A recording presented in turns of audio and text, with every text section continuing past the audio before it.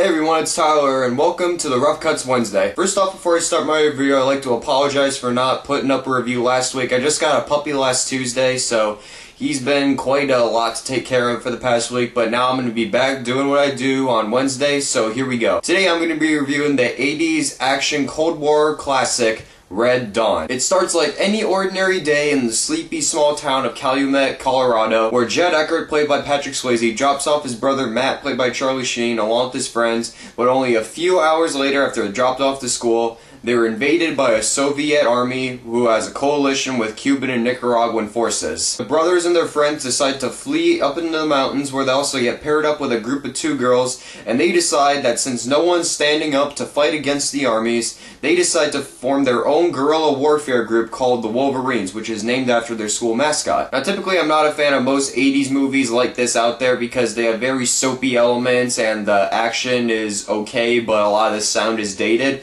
But surprisingly, I really enjoyed Red Dawn. This movie really brought on a lot of acting talents out there, like it was the hit that Patrick Swayze needed to get Dirty Dancing along with Jennifer Grey. And also it was one of the very first movies that Charlie Sheen starred in, and this was also one that led to C. Thomas Howell starring in The Outsiders as well. All the actors managed to do a commendable job, and they managed to get through those soapy moments that are in the movie, because we gotta admit, almost every 80s movie like this out there is not complete unless it has the cheese factor, and it does have its moments in that in here, but it's the action that really makes it rise up. Now this movie is co-written and directed by John Milius, who is co-writer of Apocalypse Now and the writer of the hit video game this year, Homefront. He does an okay job directing this movie, like he films the action very well. However, he ends the movie in a way in which I didn't really think it needed to end that way in the first place, because it just felt kind of quick and rushed. However, the setup of this film is what really gained an influence over some war films today. For instance, the invading force being attacked by guerrilla warfare